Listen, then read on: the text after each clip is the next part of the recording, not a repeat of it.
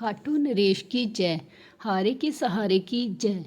बाबा के रोज रोज के नए नए चमत्कार देख के हम तो हैरान रह जाते हैं। बाबा का आज का चमत्कार सुनाने से पहले अगर आपको मेरी वीडियो अच्छी लगती है और बाबा के ये चमत्कार सुनना अच्छा लगता है तो प्लीज़ इस चैनल को सब्सक्राइब करें, वीडियो को लाइक शेयर ज़रूर करें। जय खाटू नरेश की। ये चमत्कार हुआ दिल्ली के एक बहुत रईस लोगों की कॉलोनी है। वहाँ पर काफ़ी अच्छे अच्छे लोग रहते हैं, थोड़ा ज़्यादा पैसा वाले लोग रहते हैं वहाँ पर। ये लोग ईश्वर को तो मानते थे लेकिन थोड़े व्यस्त थे।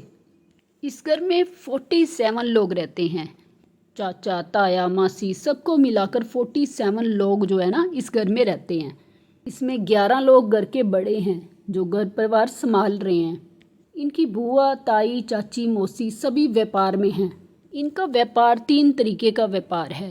ये कॉटन का व्यापार करते हैं, एक ये जो घर में कालीन होते हैं बड़े बड़े कालीन उनका व्यापार करते हैं, और एक ये करते हैं क्रॉकरी का व्यापार।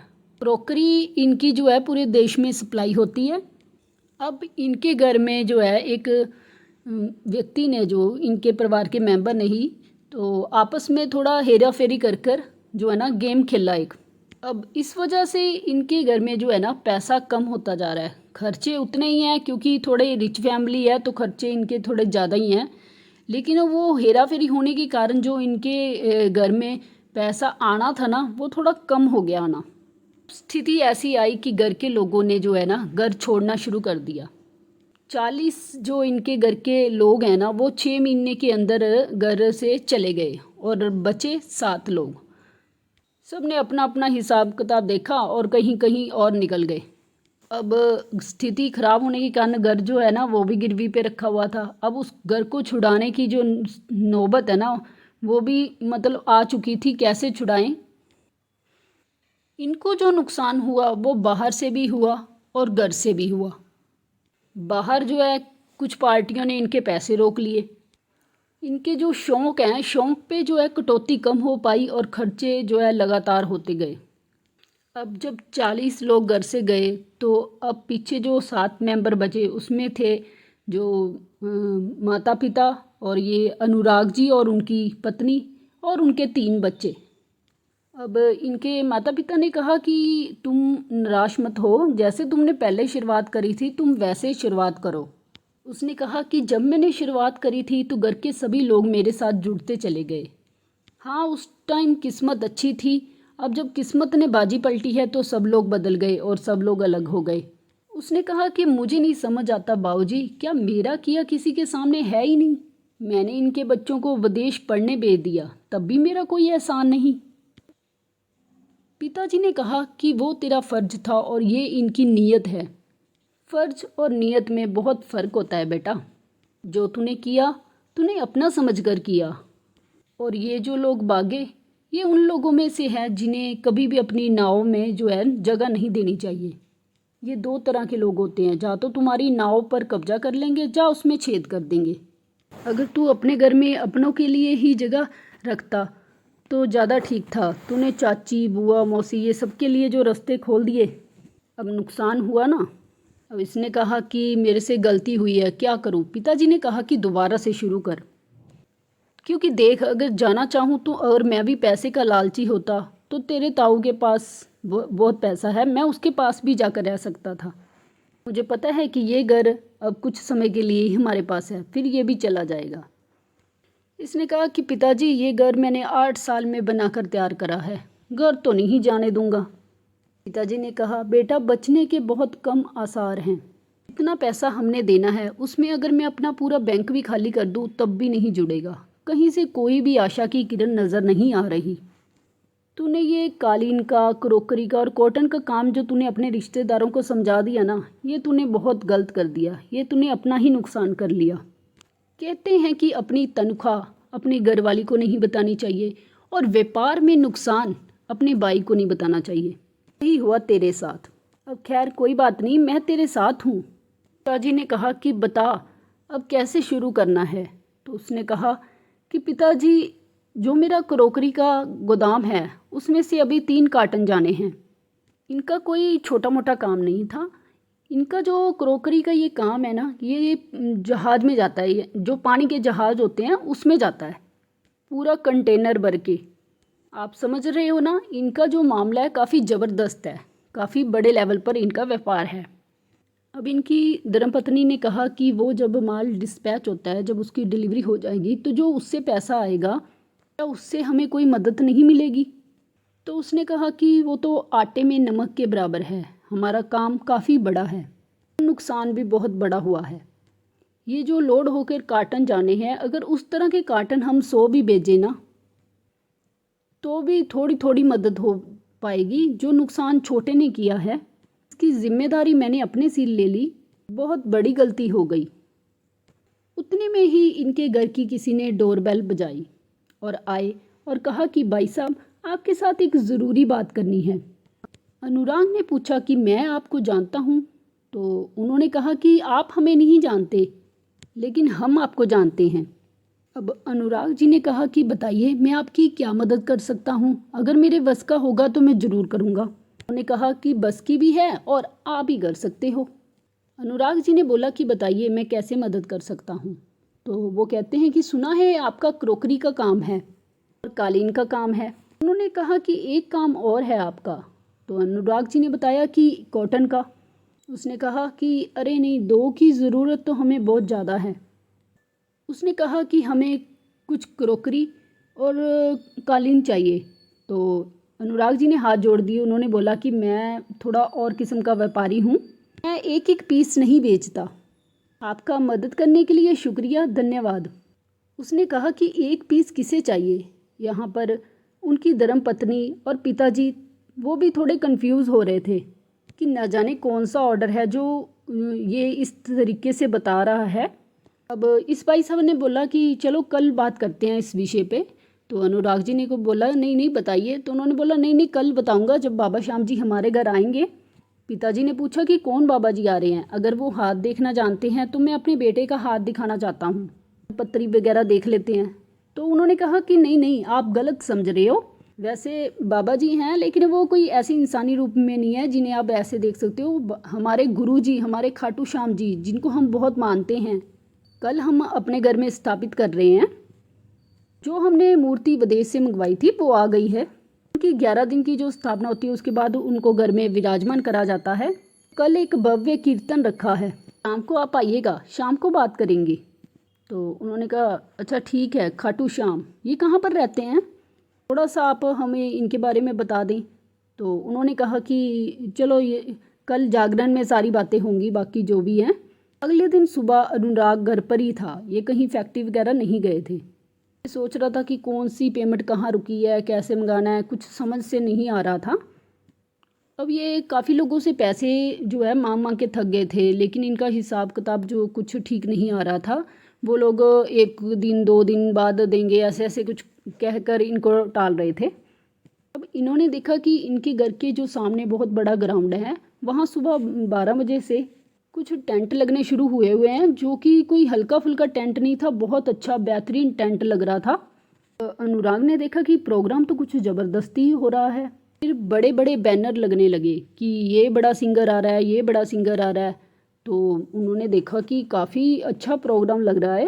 मैं सोचा कि ये सिंगर तो काफ़ी शानदार लग रहे हैं, जो जिन्हें हम टीवी पर देखते हैं। वो सोचने लगा कि ये जो कल भाई साहब आए थे, हिसाब किताब तो इनका अच्छा ही है। ये जिनको बुला रहे हैं ऐसे सिंगर मुफ्त में तो आते नहीं हैं। ये बात अलग है कि श्रद्धा भजन गा रहे हैं, लेकिन उनके घर में भी तो परिवार है, हर कोई पैसे के लिए करता है। इन भाई साहब ने बहुत पैसा लगा दिया। ये जो टेंट लग रहा है ये भी कोई सस्ता नहीं है, ये लाखों में है, कोई 5-10 हज़ार का टेंट नहीं है। यहाँ तो लाखों वाला हिसाब किताब चल रहा है। अब 6 बजे के बाद यहाँ लंबी लंबी गाड़ियाँ आनी शुरू हो गई। एक तरफ कारपेट बिछे, टेंट लगा, न जाने क्या क्या हो रहा था। कर ऐसा लग रहा था कोई 5 स्टार होटल है। इनको भी बुलाया गया था, इनका जाना बनता था, लेकिन ये तैयार नहीं हुए जाने के लिए। वो भाई साहब फिर आते हैं इनके घर। उन्होंने कुर्ता पजामा पहन रखा है और उनके पास बहुत प्यारी खाटू श्याम बाबा जी की एक तस्वीर है।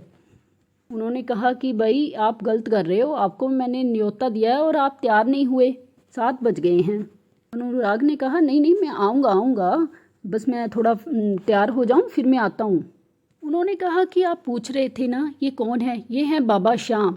और जिस घर में ये गए, इन्होंने उस घर की सारी समस्याएं जो है वो लुपटा के अपनी जो पगड़ी है उसमें रख ली।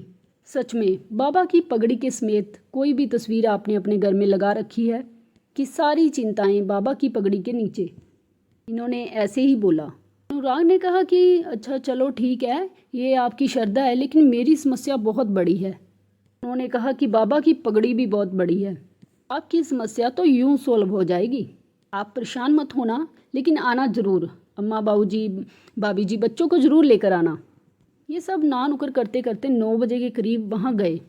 उन भाई साहब ने इनको कुछ लोगों के साथ इंट्रोड्यूस कराया, तो ये देखते हैं कि एक आदमी तो वो है जिनके पास इनका मकान जो है गिरवी रखा हुआ है। अब जिनके पास इनका मकान गिरवी रखा हुआ था, वो भाई साहब कहते हैं कि नमस्कार, आपने बताया नहीं आप भी बाबा श्याम के साथ जुड़े हुए हो, अब हमें बहुत शर्मिंदगी लग रही है। तो अनुराग ने कहा कि मैं समझा नहीं, मैं तो यहाँ पहली बार आया हूँ। तो उन्होंने कहा कि शुरुआत तो कहीं ना कहीं से पहली बार ही होती है, लेकिन अब मुझे बहुत शर्म आ रही है। जो वो कागज़ मेरे पास पड़े हैं, मैं किस तरीके से उनको रखूँ मुझे समझ नहीं आ रहा। भाई साहब, कीर्तन के बाद मैं वो आपको आपके घर दे जाऊँगा। अनुराग जी ने कहा कि मैं आपकी पेमेंट करूँगा। उसने कहा कि अरे भाई साहब, क्यों शर्मिंदा कर रहे हो, आपने जब पेमेंट करनी हुई तब कर देना। बाबा का मेरे ऊपर हाथ है, आपको बिल्कुल परेशान होने वाली ज़रूरत नहीं है। आप कहो तो मैं अभी कागज़ फ़ोन करके मंगवा लेता हूँ। अब इनकी आंखों में आंसू आ गए कि इतनी जल्दी चमत्कार, हमने तो अभी जय श्री श्याम भी नहीं बोला था।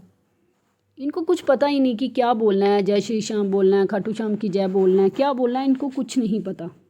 अब जहाँ पर कागज़ रखे हुए थे वहाँ से तो ये था भी मैक्सिमम 6 महीने में इनको घर छोड़ना ही छोड़ना है, लेकिन उन्होंने सामने से बोला कि नहीं, आपके पास जब होंगे तब दे देना।